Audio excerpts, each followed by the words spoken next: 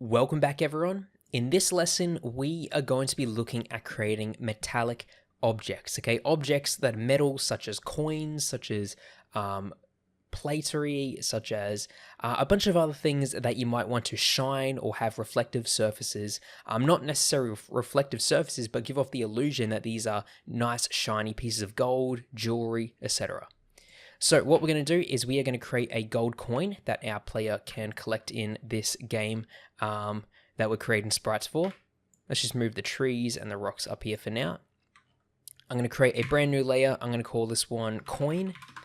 And let's start, of course, with the silhouette. So I'm just going to select this yellow color right here, which is going to be the base color. And I'm just going to make this a simple little circle here, okay? A nice 4x4 circle like so. Now we've got this coin here. Doesn't necessarily look shiny just yet, so we need to start by adding in some definition. Okay, I'm going to start off by adding in the shading. I'm just going to add that orange in like here. Okay, as you can see, it sort of gives off a bit of shading. So we've got the shiny side, or the side that the sun is hitting, on the right here. We can select the white and add in a bit of a specular just like that. And there is our gold coin, which has a specular right here. And the specular is basically the angle where the reflectiveness of a surface is in line with the source of that light. Okay, so it's the brightest part and it is what's reflecting back in your eye. So if we look from a distance, it does look pretty shiny. And we can also go ahead and create a basic little sprite animation for this of this specular sort of going along the coin's surface. So later on, once you import this into a game engine, you can actually have a reflective surface animating. So it looks like the coin is, maybe sort of twinkling in the light. So for this, I'm going to get our coin and I'm going to duplicate it 3 times, like so. Let's get all these layers and combine them into one right here, okay? Call this one coin. And I'm going to remove the specular on the last 2 here. So how would this look like if we want to animate this white dot sort of moving along the surface, okay? Well, you sort of want to go with the form that you have, okay? This is basically a flat cylindrical coin, and if we have this running along the surface, the light is going to be catching the edge. So we don't want this light to go from here, then like here, then here. Instead, what we want to do is sort of have it match the surface of where the light would be hitting, okay? Because what we're catching here is just the edge of the coin as the light sort of flickers with whatever light source is hitting it.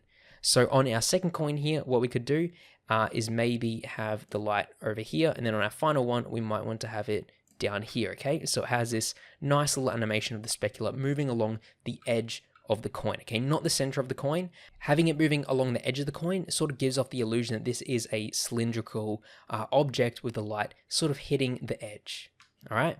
Just like that. So now, as a bit of a challenge, I want you to go ahead and I want you to create the shading and create the specular reflections of a goblet, okay? Of like a golden cup that you may have, as a piece of treasure, for example. I'm going to go ahead here and create the silhouette. So here I'm just going to call this one goblet. I'm going to create the silhouette right here. This is just going to be a little cup like so. Okay, something like that. Now I want you to go ahead as a bit of a challenge and create the specular for this, and maybe even go ahead and create an animation as well. So I'll be right back to see how you're done. Okay, so I hope you had a go at that challenge. Here's what mine looks like. We've got this orange darker shading, where it's sort of not in the way of the light, so we're not really getting the brightest part of the goblet in these areas at the base, which would then be covered by the top, and also on the left-hand side here.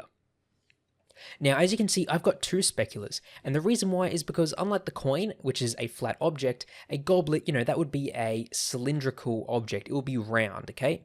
If you think of this from a top-down perspective, it would look something like this, okay? You have your sort of circular object like that, compared to a coin, which from above would probably just look like this. All right, so with this goblet, you can add a bit more definition with the lighting to play around with it to give off the illusion that it is a 3D object sort of compressed down into pixel art.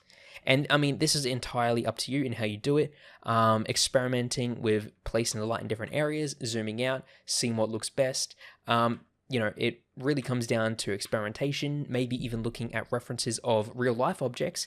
If you want to sort of translate a sphere into pixel art and get all the lighting correctly, I'd recommend just looking up images of spheres, or, even a real life example would be good as well.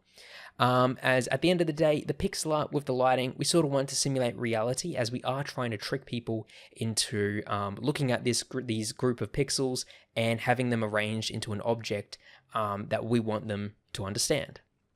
So here we have our goblet. We can also then go ahead and duplicate it 3 times to create the animation, just like so.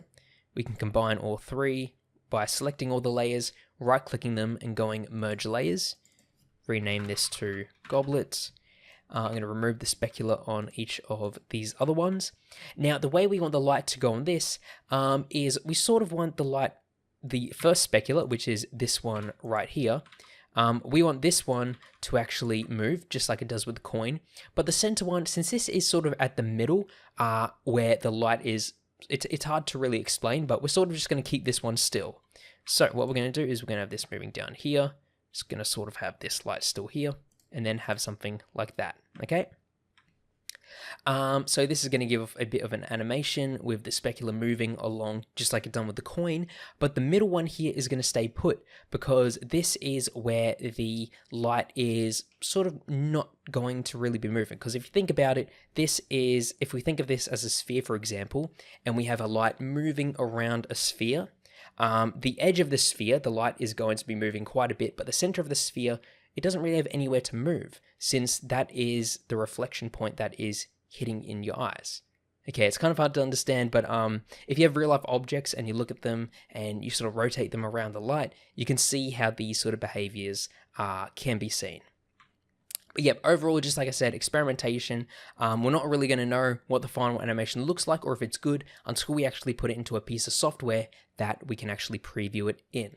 But for now, that is just a look at how we can have metallic objects in pixel art and how we can get the specular light moving along the surface based on, what sort of object it is.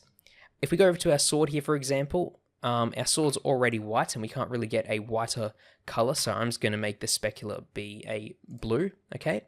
For example, on our sword, we might have the specular up here to begin with, or we might have 2 pixels here, since this is quite a long sword, so the light might be, the specular might be a bit larger. And then we can have it there, we can then have it animating down here, and then we can have it here, okay? So it's sort of moving along the surface of whatever object you have. So there we go. That is looking at metallic objects for pixel art. Thank you for watching.